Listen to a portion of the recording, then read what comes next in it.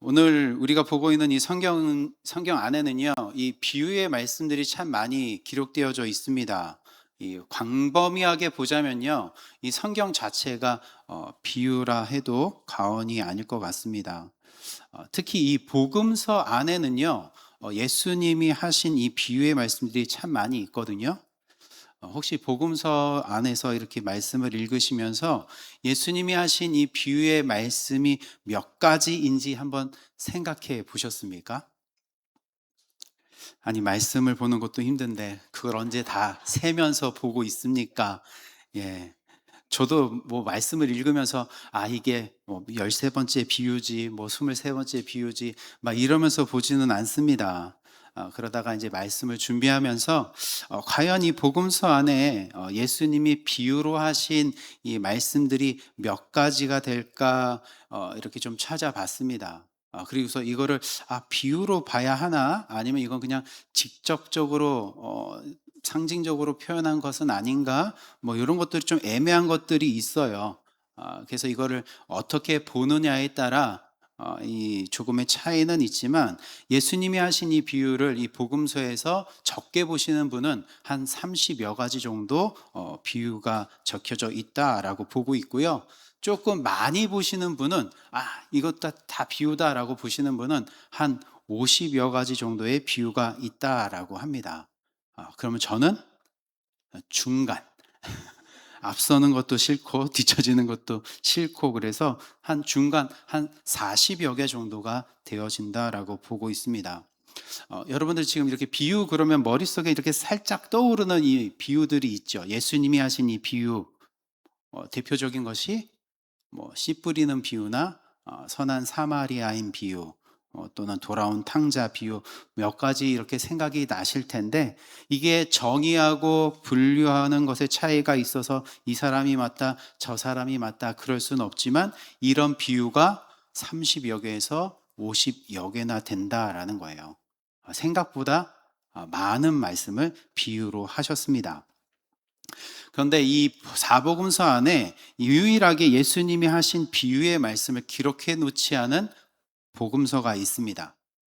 마태, 마가, 누가, 요한 이 사복음서 중에 예수님이 하신 이 비유의 말씀을 적어 놓지 않은 복음서는 뭘까요? 찍어 보십시오. 늘 찍어 보십시오. 마태, 마가, 누가, 요한. 네, 요한복음입니다. 예, 이 요한복음에서는요, 예수님이 하신 이 비유의 말씀을 이렇게 기록해 놓고 있지 않습니다. 대표적인 것, 진짜 이 씨 뿌리는 비유는 이 마태, 마가, 누가 이 공간복음에는 다 나오는데요. 그 비유마저 요한은 언급을 하지 않고 있습니다. 왜일까 좀 생각해 보면은요, 이 요한이요, 이 마태, 마가, 마태, 마가, 누가, 요한 이 네 명이요, 이 예수님을 바라보는 이 관점이 조금 다르기 때문입니다. 요한은요, 예수님을 어떤 분으로 바라보냐면 하나님으로 바라봐요. 뭐 그러면 다른 분들은 뭐 예수님을 하나님으로 안 보냐? 그건 아니고요. 이 요한은 예수님을 주되게 보는 관점은 예수님은 하나님이시다라는 그 관점으로 본다라는 거예요. 다른 분들도 예수님을 하나님으로 보지만 주된 관점은 거기에서 좀 벗어나 있습니다. 여러분들이 저를 볼 때 주된 관점은 뭐로 보십니까? 저를 보실 때? 예, 목사로 볼 거예요. 근데 어떤 분들은 저를 볼 때 목사로도 보기도 하지만 저분은 고기를 좋아하시는 분으로도 볼 수 있는 거죠. 예. 그러니까 어떤 분은 저를 봤을 때 찬양을 좀 하시는 분으로 보시기도 하고요. 어떤 분들은 키가 크구나, 뭐 내 아이의 아빠구나, 뭐 이렇게 주된 관점은 목사라는 것은 있지만 거기에서 사람들마다 보아지는 관점들이 조금씩은 차이가 있습니다. 그처럼 예수님도 하나님이신데 그 예수님을 바라보는 그 관점들이 마태, 마가, 누가, 요한 이 네 명이 다 다르게 본다라는 거예요. 그럼 마태는 예수님을 어떤 분으로 볼까요? 어떤 관점으로 볼까요? 예수님은 왕이십니다라는 관점으로 봐요. 예수님은 하나님이신데 예수님은 왕이십니다. 주된 관점이 왕이에요. 그럼 마가는요? 예수님을 종으로 섬기는 자로 오시는 분은 그런 관점으로 봅니다. 그리고 누가의 관점은 사람, 여자의 후손으로 오시는 인자, 사람으로 봐요. 그게 주된 관점이에요. 예수님은 하나님이시지만 그분은 왕으로 오셨고 종으로 오셨고 사람으로 오셨다. 이게 요한, 마태, 마가, 누가가 보는 관점이에요. 요한이 바라보는 예수님은 어떤 관점이라고요? 예수님은 하나님이시다. 그게 주된 관점이에요. 그러다 보니까 비유의 말씀을 기록하기보다는 예수님을 자신을 직접적으로 표현하는 것, 상징적으로 표현하는 것들이 많아요. 이게 뭐냐면 예수님이 뭐라고 이야기하시냐면 나는 생명의 떡이다 라고 하는 것. 나는 선한 목자다. 나는 빛이다. 나는 참 포도나무다. 이렇게 표현을 하고 있는 것만 기록하고 있다라는 거죠. 예수님이 직접적으로 이렇게 자신에 대해서 드러내고 있는 것. 이거를 비유로 보시는 분들도 있지만 저는 비유보다는 예수님이 자신을 우리가 알 수 있게 이렇게 상징적인 표현으로 하신 것으로 봅니다. 그러니까 요한은요, 다른 말 필요 없다라는 거예요. 예수님이 하나님이시니까. 다른 말 필요 없어. 예수님이 하나님이신데 무슨 말이 더 필요해? 그분은 생명의 떡이야. 그분은 생명의 빛이야. 그분은 선한 목자야. 그분은 포도나무야. 그렇게 그냥 표현하고 있는 거죠. 그래서 아마도 예수님이 하신 이 비유의 말씀들을 기록하지 않았을까 싶습니다. 그래서 마태, 마가, 누가 이 공간복음에서는 이 비유의 말씀을 기록하고 있는 게 한 30여 개에서 50여 가지 정도 된다라는 것이죠. 그렇다면 우리가 이제 이 비유의 말씀들을 좀 차츰 나누기 앞서서 과연 이 비유라는 것이 뭘까에 대해서 오늘 좀 나누려고 합니다. 비유. 여러분, 비유가 뭔 것 같습니까? 비유. 이걸 다른 말로 이야기하면 예시를 들어주는 거예요. 비유라는 것은 무엇인가 예시를 들어주는 겁니다. 무엇인가 알려주고 싶은 실체가 있어요. 이거를 설명해 주고 싶어요. 이거를 알려주고 싶은데 이거를 바로 이야기하면 몰라요. 알려주고 싶은 이 실체가 있는데 이거를 이거다라고 이야기하면 몰라요. 그래서 우리가 서로 정의하고 있는 것, 우리가 서로 규정해 놓고 있는 것, 우리들이 만들어 놓아서 세상의 것으로 가지고 있어서 우리 서로가 다 통용할 수 있는, 이해할 수 있고 받아들일 수 있는 그 수준으로 설명하는 게, 그래서 그렇게 설명해서 실체를 알게 하는 게 비유입니다. 알려주고 싶은 것을 우리의 수준으로 알게 하시는 것이 비유고 예시예요. 여러분, 치비토가 있어요. 정확한 명칭은요, 드라큘라의 치비토라고 하거든요. 근데도 좀 기니까 줄여서 치비토가 있습니다. 치비토가 뭘까요? 모르시면 옆에 분 한번 물어보시죠. 치비토가 뭐냐고. 치비토 뭐예요? 모르죠? 저도 몰랐어요. 치비토가 뭔지 몰랐습니다. 근데 말씀 준비하면서 치비토라는 것을 알게 되었습니다. 그래서 치비토를 알려드리는 거예요. 치비토가 있습니다. 치비토는요, 엄청난 크기를 가지고 있습니다. 그게 치비토예요. 이렇게만 말씀을 드리면 여러분 치비토를 아시겠습니까? 모르죠. 답답하시죠? 네, 저도 답답합니다. 저도 치비토라는 것을 알아서 치비토가 있습니다라고 이야기하고 치비토는 큽니다라고 말씀을 드렸는데 여러분들은 여전히 치비토가 뭔지 모르고 크다고만 하고 있으니 치비토를 모르는 여러분들도 답답하고 치비토를 알고 있는 저도 답답하고 있는 상황. 그래서요, 이 치비토라는 것을 우리가 알 수 있고 서로 정의하고 규정해 놓은 것으로 이해하고 받아들일 수 있는 그 수준으로 설명하는 게 비유인 거예요. 이 치비토가 뭐냐면요, 지구에서 약 970광년 떨어져 있고요, 지름이 6,437억 킬로미터에 달하는 이 원시 해성계라고 합니다. 지금 우리가 살고 있는 이 범위를 뭐라고 이야기하냐면 태양계라고 하죠. 태양을 중심으로 도는 수성부터 해왕성까지를 태양계라고 하는데, 이 태양계, 우리가 이렇게 지내고 있는 이 태양계보다 40배 더 큰 게 바로 이 치비토예요. 원시 해성계. 뭐 엄청 크기 때문에 감도 안 잡히시죠? 그런데 명확하게 들어온 것은 아니지만 처음에 치비토라는 것을 들었을 때보다는 무엇인가 지금 우리가 정의하고 있는 것으로 설명을 들으니까 처음의 것보다는 지금은 좀 알겠죠? 여전히 치비토가 뭔지 모르겠습니까? 예, 원시 해성계라는 걸 이제 좀 알았다라는 거죠. 이처럼 실체가 있는데 이거를 바로 알려주면 모르니까 우리가 서로 이해하고 받아들일 수 있는 그 수준으로 설명하는 게 뭐라고요? 아이치요. 예, 비유요. 치비토는 잊어주세요. 예. 주님. 예. 우리가 서로 정의하고 이해할 수 있는 수준으로 설명하는 게 뭐라고요? 비유요. 예, 비유. 그게 예시입니다. 그러니까 이 비유를 통해서 실체를 깨닫게 하는 그 방식인 거예요. 그러니까 제가 지금 여러분들에게 하고 있는 이 설교도요, 이런 차원에서 보면 뭐예요? 이것도 비유인 거예요. 실체를 우리에게 알려주기 위한 것. 그렇다면 이제 하나님이요, 예수님이요, 우리에게 알려주고 싶어 하는 그 실체가 있는 거예요. 하나님이 우리에게 알려주고 싶어 하는 그 실체가 있어요. 그 실체가 무엇일까요? 하늘의 나라예요. 우리에게 알려주고 싶어 하는 그 실체는 뭐라고요? 하늘의 나라입니다. 영원의 나라 천국이에요. 그런데요, 이 천국은요, 이 치비토처럼 우주 공간 어딘가에 존재하고 있고 우리가 꿈을 꾸고 있는 그런 유토피아 같은 곳이 아닙니다. 이 세상과는 전혀 차원이 다른 곳이에요. 우리 눈으로 볼 수 없고요, 우리 손으로 만질 수 없고요, 이 몸으로는 갈 수 없는 것이 천국입니다.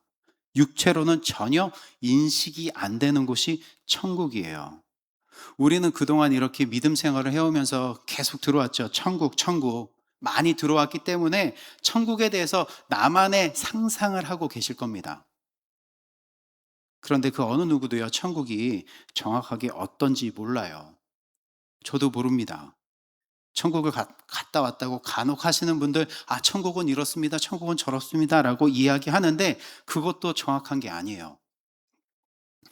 우리 고린도후서 12장 1절부터 5절까지의 말씀을 보면 이렇게 기록되어져 있습니다.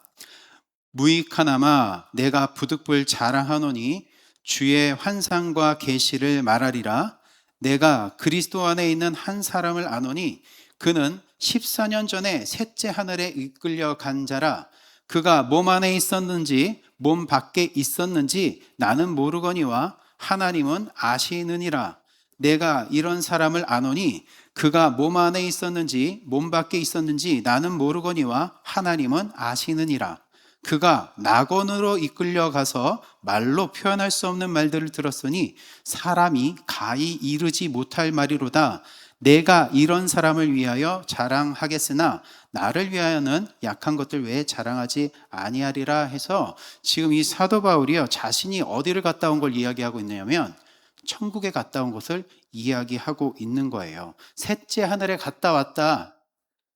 근데 육체에 있었는지 육체를 벗어났는지는 모른다. 하나님만 하신다.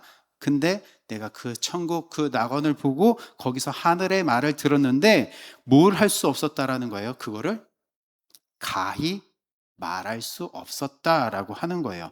이 땅의 말의 표현을 할 수 없었다라는 거예요. 이 땅의 것으로는 표현을 할 수 없는 것이었다라는 것이죠. 당연하죠. 이 세상에 있는 것이 아니니까. 세상에 있는 것으로 설명이 할 수가 없는 거예요. 그래서 그나마 비슷한 걸로 설명하는 게 뭐예요? 뭐 금으로 되어 있다, 보석으로 되어 있다, 그렇게 설명하는 거예요. 아니거든요. 그냥 비슷하게 설명할 수 있는 거, 우리가 인지할 수 있는 그 수준으로 설명하고 있는 겁니다. 진짜 어떤지는 몰라요. 여러분, 천국 갔다 와 보셨습니까? 아니면 지금 눈으로 천국이 보이십니까?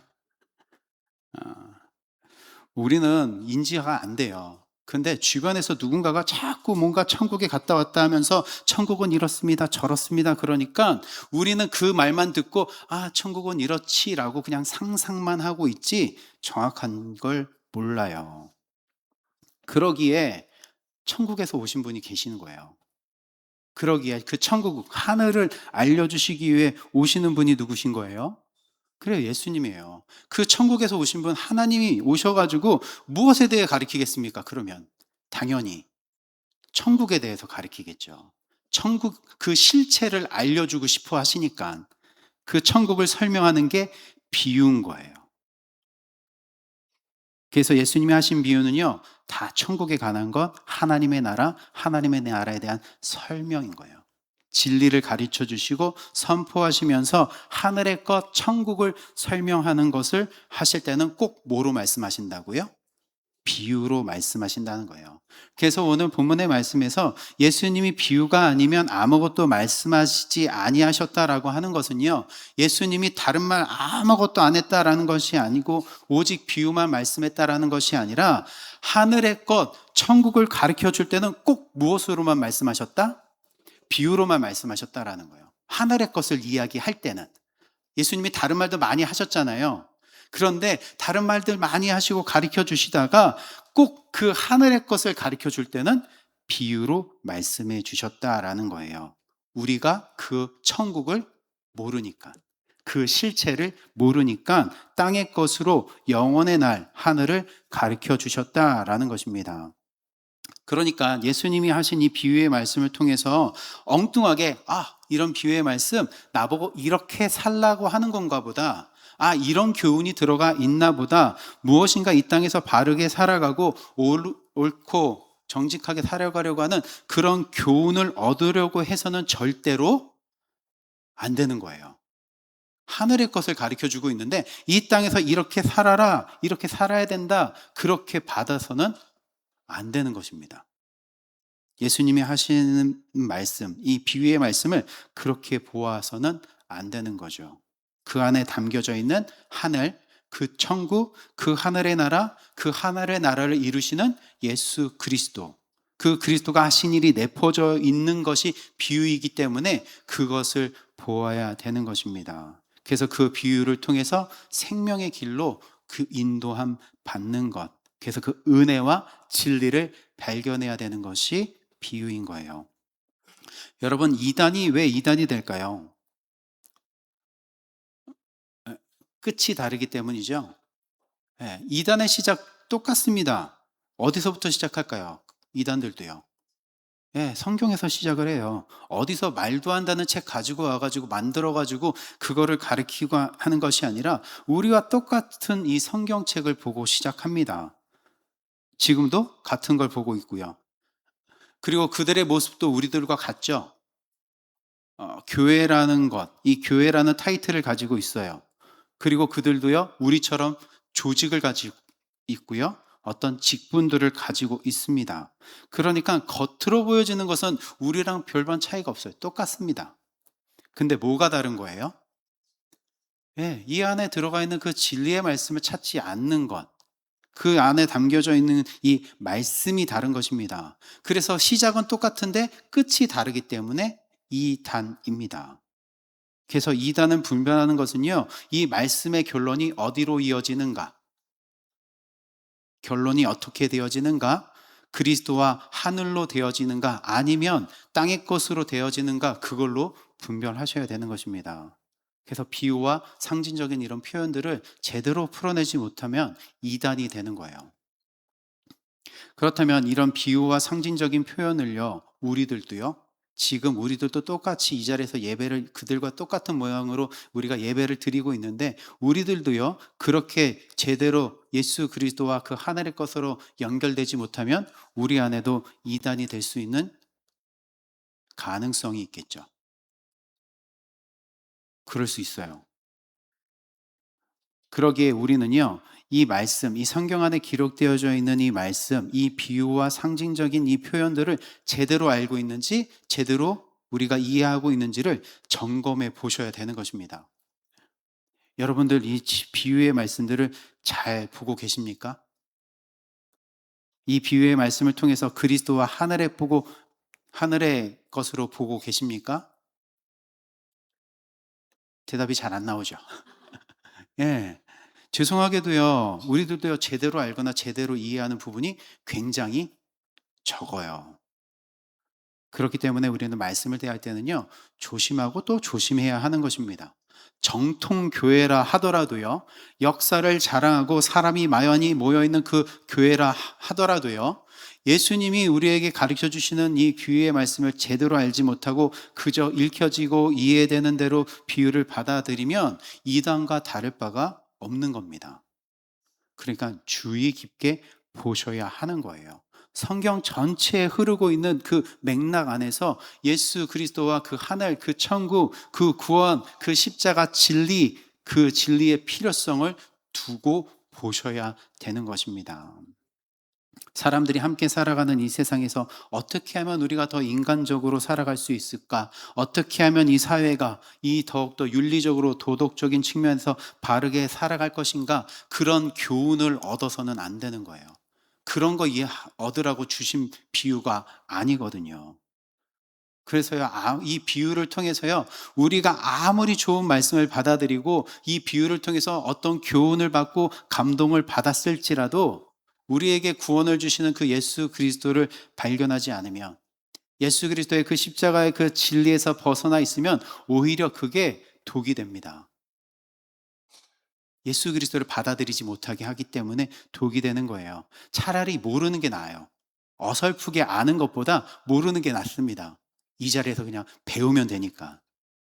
하늘의 나라, 하나님의 나라, 천국은요, 예수님이 하신 비유로 알아야 하시는 것입니다.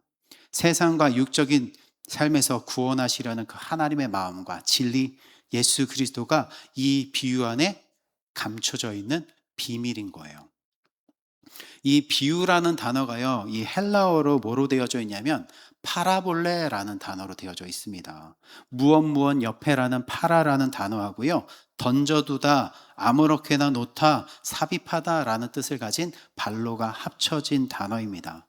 그러니까 이 비유라는 것은 이 헬라어로 뜻으로 보면 뭐냐면 그냥 우리 옆에 둔 거예요. 우리 옆에 놓여져 있는 것입니다. 우리가 성령님을 보혜사라고 부르잖아요. 이 보혜사가 헬라어로 뭔지 아십니까? 많이 들어보셨을 텐데요. 파라클레토스. 처음 들으시는 건가요? 예. 우리 보혜사를요, 파라클레토스라고 합니다. 파라, 옆에, 칼레오, 부르다, 위로하다, 기도하다, 가르치다, 말하다. 그래서 성령님은요, 내 옆에서, 내 곁에서 나를 가르치시고, 나에게 말씀하시고, 나에게 기도하시고, 나를 위해 기도하시고, 나를 위로하시는 분. 그게 파라클레토스, 성령님 보혜사입니다. 그래서 내 옆에 있는 것, 내 옆에 두는 것이 파라예요. 그리고 내 옆에 두어둔 것이 파라볼레, 비유예요. 이 옆에 둔 것을 통해서 뭘 하는 거예요, 그러면? 실체를 알아라고 우리 옆에 두신 게 비유입니다. 그래서 그런 의미에서 보면은요, 이 세상이 다 뭐로 되어져 있냐면 비유로 되어져 있어요. 내 옆에 있는 게 다 비유입니다. 이 세상이 창조되어지는 그 순간부터가 비유예요. 하나님이요, 생명을 알려주시기 위해 그 생명의 빛을 어디에 두시냐면 어둠 옆에 두세요. 그 혼돈, 그 공허, 흑암이라는 곳에 이제 뭐가 들어와요? 빛이 비춰지는 것. 그 어둠 옆에 두는 것. 어둠 옆에 빛이 있는 거예요. 그리고 궁창의 물을 위와 아래 물로 나누시죠. 그거는 뭐냐면 이 아래의 것을 통해서 어디를 알아보라는 거예요? 위의 것을 알으라고. 아래의 것을 통해서 위의 것을 알으라고 이 위의 것, 아래 것 옆에 위의 것을 두신 거예요. 그리고 그 공간을 뭐로 채우십니까? 살아있는 식물과 동물로 채우죠. 그거는요, 하늘의 나라를 뭐로 채우시겠다라는 거예요? 생명으로 채우시겠다라는 거예요. 생명을 가진 자로 채우시겠다라는 것입니다. 그저 비어있는 공간으로 놔두는 것이 아니라 그 하늘의 나라를 생명으로 채우시겠다, 살아있는 존재로 채우시겠다라는 것이 셋째 날에 하시는 거예요. 그러니까 이 세상은요, 시작부터가 비유인 거예요. 세상의 창조는요, 이 세상이 지금 이렇게 창조되어서 이게 운영되어져 있는 것은요, 어디를 알려주기 위한 거예요? 영원한 나라, 하늘의 나라를 알려주기 위해서 있는 거예요. 영원한 하늘의 나라의 모형이고 그게 비유인 겁니다. 그래서 지금 우리가 2026년을 살아가고 있는 이 세상도 다 뭐예요? 예, 비유와 같은 거예요. 오늘을 살아가고 있는 내 삶에 계속 던져져 있는 것들, 이걸 통해서 하늘의 것을 알으라고 하나님이 허락해 놓으신 것입니다. 우리 삶에 일어나는 그런 상황들, 환경들, 이 세상에서 어쩌다가 일어나는 일들이 아닌 거예요. 하나님이 우리 삶에 필요해서 허락해 주신 건데, 그걸 통해서 무엇을 알으라고? 예, 영혼의 것을 알으라고. 예수 그리스도의 그 십자가 은혜를 깨달으라고 우리 삶에 계속 던져주고 있는 게 비유인 것입니다. 내 삶의 현재라는 삶에 계속 경험되어지게 하시고 있고 깨닫게 하시는 것.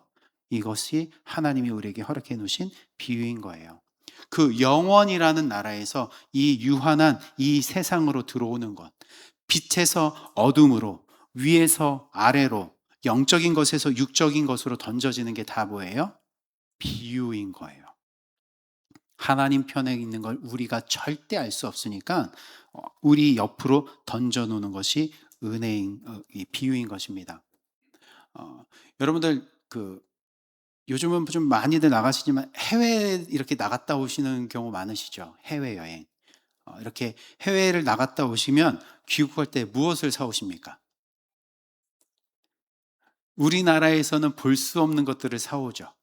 우리나라에서는 맛볼 수 없는 음식이나 그 어떤 해외 나라에서 얻어지는 그런 어떤 기념품들을 사오십니다.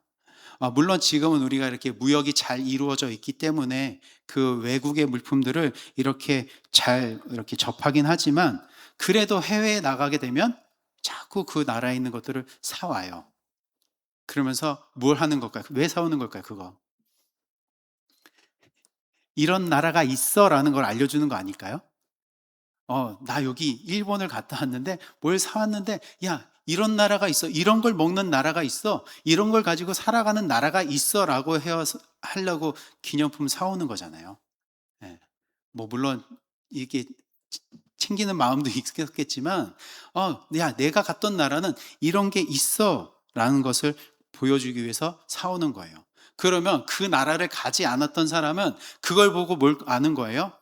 아, 저런 나라가 있구나를 아는 거죠. 이 나라에서는 없는 건데, 요런 게 있네? 이런 나라가 있어. 라는 걸 그 선물을 받은 사람은 안다는 거죠. 그런 나라가 있구나. 아직은 막연하지만 그런 나라가 있구나. 라는 걸 아는 거예요. 그처럼요, 예수님은요, 그 하늘의 나라의 것을 다 가지고 와서 우리에게 알려주시는 거예요.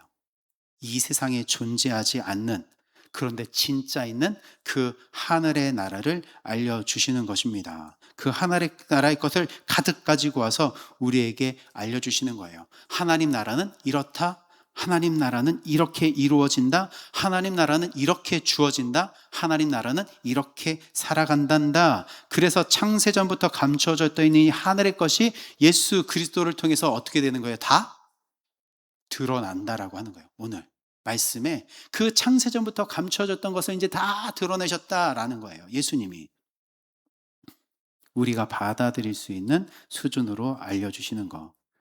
지금 우리가 살고 있는 이 세상이 진짜가 아니에요. 우리가 지금 이렇게 호흡하고 여기서 살아가고 있는 이 세상이 진짜가 아닙니다. 모형이에요.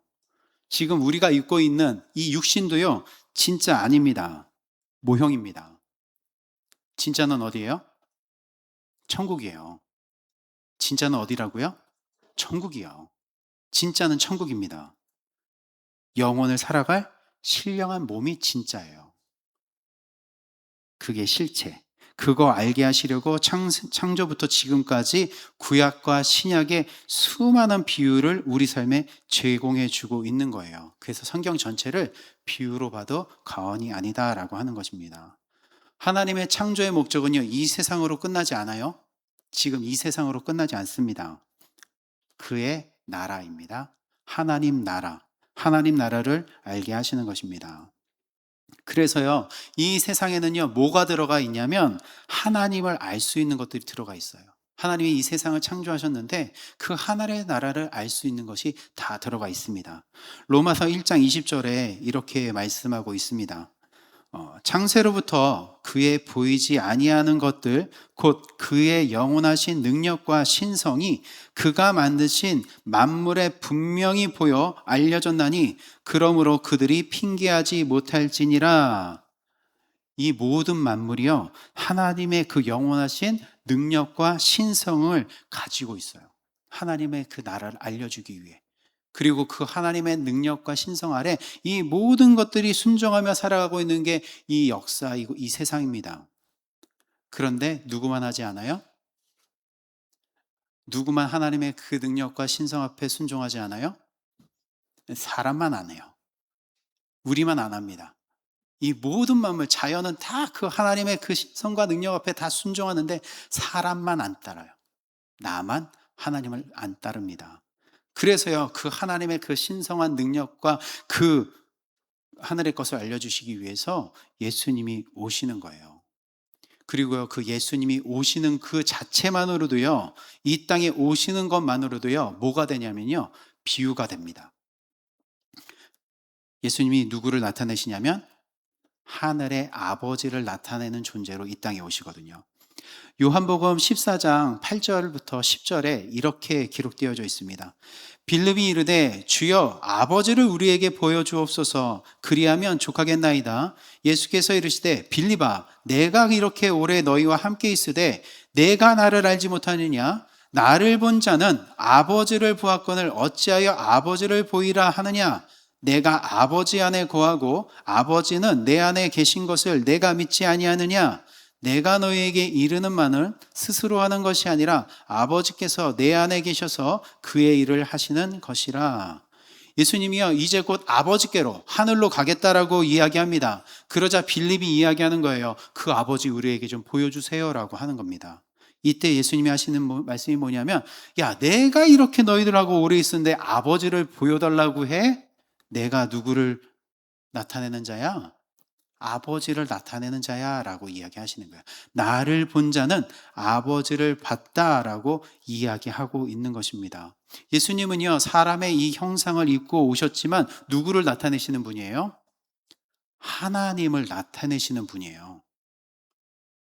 예수님은 우리처럼 똑같은 인간의 모습으로 오셨지만 누구를 나타내시는 분이라고요? 하나님이요. 하나님을 나타내시는 분으로 오셨습니다. 하나님은 예수님은 하늘나라의 왕이시며 그 왕의 섬김을 받는 곳이 그 하늘의 나라다라는 것을 알려주시는 거예요. 그것이 사람으로 온 나다라고 하는 게 마태, 마가, 누가, 요한을 통해서 하시는 겁니다. 그리고 예수님은 또 있습니다. 하나님을 나타내는 것임과 동시에 누구를 나타낼까요? 하늘나라의 백성을 나타내요. 저와 여러분들의 모습을 그 하늘의 백성을 그 모습을 우리에게 나타내고 있는 것입니다. 구원의 진리는요 어떤 타 종교처럼 어떤 관념적으로 주어지는 게 아니에요. 구원은요 무엇인가 도를 닦거나 수행을 하거나 어떤 공적을 쌓아서 이런 것으로 깨달아지는 것이 아닙니다. 아버지와 아들의 관계, 신랑과 신부 연합의 관계로 회복시켜서 얻어지는 거예요. 그래서 예수님이 육체를 입고 이 땅에 오셨지만 하늘에 속한 자로 살아내셨습니다. 육으로 살지 않고 영으로 사시는 그 천국 백성의 삶을 살아내셨습니다. 그래서 스스로 자신의 것을 말하지 않으셨고 누구의 것을 이야기했다라고 해요? 아버지의 것만, 나에게 주신 그 아버지의 것만 말씀했다라고 이야기합니다. 그리고 자기의 힘과 자기의 능력으로 살지 않고 철저하게 누구만 의지하고 살아가는 거예요? 하나님만 의지하고 살아가는 거예요. 그 하나님의 은혜와 그 사랑에 절대 순종하며 사는 그 모습으로 살아가는 것입니다. 그게 이제 누구의 모습인 거예요? 우리들의 모습인 거예요. 철저하게 그 하나님의 은혜와 그 사랑 안에서 살아가는 그 백성들의 모습이다라는 거예요. 그런데 그렇게 예수님이요 철저하게 하나님을 중심으로 하나님의 은혜 안에서 사랑 안에서 살아냈는데 그 결과가 뭐였을까요? 십자가에서 죽음이었던 거예요. 철저하게 그렇게 하나님의 말씀에 순종하고 그 말씀대로 살아내셨고 하늘의 삶을 살아내셨어요. 하늘에 속한 자의 삶을 살아내셨습니다. 육에 속하지 않고 영으로 살아내셨어요. 그런데 그 결국은 뭐였다는 거예요? 십자가의 길이었다라는 거죠. 하늘에 속한 자의 삶을 살았는데 결국은 그 길이 십자가의 죽음이었다라는 거예요. 그런데 이 길이 이제 누구의 길인 거예요? 우리 길인 거예요. 우리가 말로만 하는 게 아니죠. 우리가 잘 아는 말씀 갈라디아서 2장 20절 이 말씀 있잖아요. 우리 같이 한번 읽어볼까요? 시작. 내가 그리스도와 함께 십자가에 못 박혔나니 그런즉 이제는 내가 사는 것이 아니요 오직 내 안에 그리스도께서 사시는 것이라. 이제 내가 육체 가운데 사는 것은 나를 사랑하사 나를 위하여 자기 자신을 버리신 하나님의 아들을 믿는 믿음 안에서 사는 것이라. 우리 어떻게 하는 거예요? 십자가에 같이 죽는 거죠. 그냥 이거 좋은 말씀이구나. 십자가에서 죽는 거구나. 그런가 보다 어떤 그렇게 관념적으로 갖는 게 아니죠. 우리는 어떻게 하는 거예요? 진짜로 그리스도와 함께 십자가에 못 박혀 죽는 자들입니다. 이걸 육신적으로 우리가 같이 그러면 십자가 지어야 되느냐? 그 얘기 아닌 건 아시죠?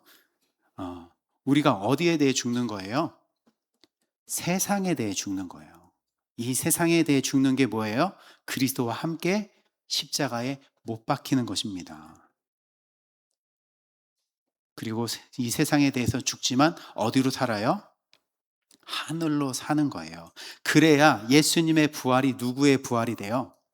나의 부활이 되는 거예요. 이게 성경이 우리에게 이야기하고 있는 거예요. 우리에게 알려주고 싶어하는 그 하늘의 것.